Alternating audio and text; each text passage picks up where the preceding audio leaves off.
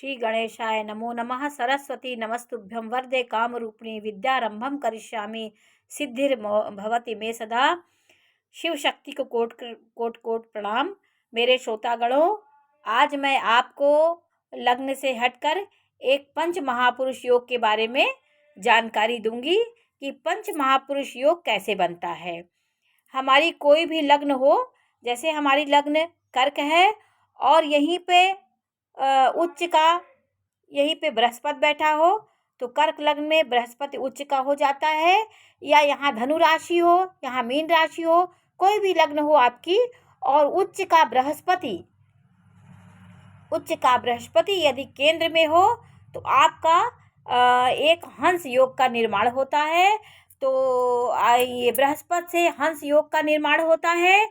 और चाहे वो मीन राशि में आपका बृहस्पति बैठा हो, धनु राशि का हो, लेकिन केंद्र में बैठा हो, ये चारों केंद्र में कहीं बैठा हो, तो आपका एक हंस नामक पंच महापुरुष योग का निर्माण होता है। और दूसरा हुआ बुध।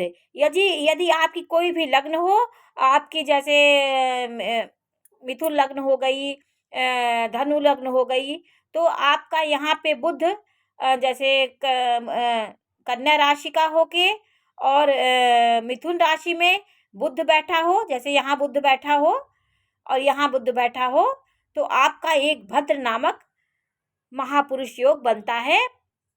भद्र नामक महापुरुष वाला योग व्यक्ति बहुत सब संस्कारित और गणितज्ञ होता है, बहुत आगे वो जाता है। तो वो अपने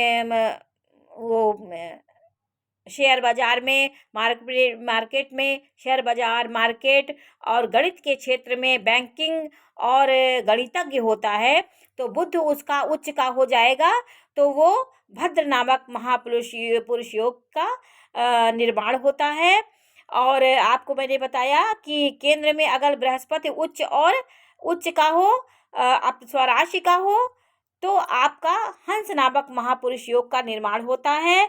बुध, आपको मैंने बताया, बुध मिथुन राशि और कन्या राशि में हो तो आपका भद्र नामक महापुरुष योग होता है। यदि शनि कहीं पे बैठा हो, जैसे यहाँ पे कर्क लग्न की कुंडली है, यहाँ शनि बैठा होता, किसी भी भाव में शनि उच्च का होता, जैसे यहाँ कुंभ राशि होती, यहाँ तुला राशि है, तो तुला राशि, मकर राशि में यदि और कुंभ राशि में यदि केंद्र में शनि बैठा हो तो शश नामक महापुरुष योग बनता है।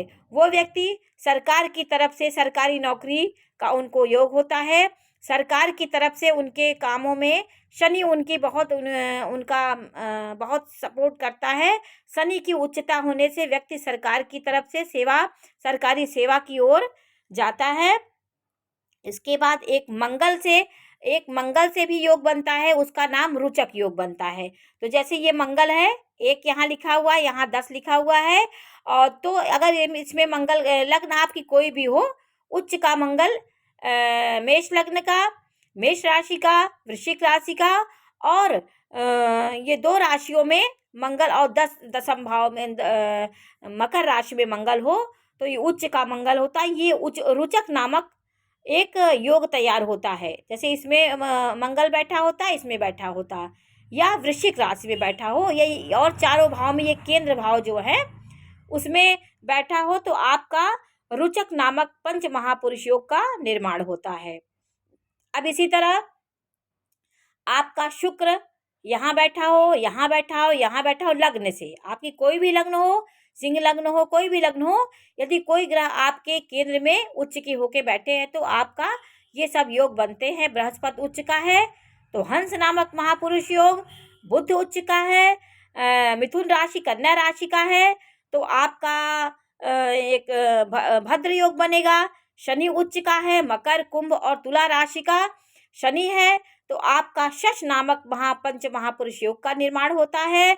और शुक्र, यदि जैसे शुक्र यहाँ पे, जैसे ये आपकी तुला राशि यहाँ पे आई, यहाँ पे शुक्र हो तो वो मालव योग का निर्माण करता है। ऐसा व्यक्ति भूमि, भवन, वाहन सुख और लक्ष्मीवान होता है। उसके पास वाहन सुख पर्याप्त मात्रा में होता है। तो यहाँ पे 2 होता, यहाँ पे 2 होता, यहाँ पे कहीं भी 2 हो, 7 हो, तो ये ये उच्च राशि होती है। और शुक्र की उच्च राशि, मीन राशि भी शुक्र की उच्च राशि होती है, तो उसमें उच्च का होता है। कहीं मीन राशि होती उसमें भी अगर शुक्र आपका वहाँ पे है तो आपका मालव्य नामक एक योग बनता है। तो आज हमने आपको ये पंच महापुरुष योग के बारे में बताया। आपको मैंने बुध आदित्य योग के बारे में बताऊंगी कि कहीं भी आपकी कुंडली में कहीं भी बुध, जैसे दसम भाव में बुध आदित्य योग बनता है, तो ये बहुत ही प्रतिष्ठित व्यक्ति होता है, समाज में वाक्पटुता से जाना जाता है और नेतागिरी करता है, नेतृत्व करने वाला। बुध आदित्य योग बुद्धि और आत्मा से मजबूत होता है, वो व्यक्ति समाज में अपनी छवि बनाता है।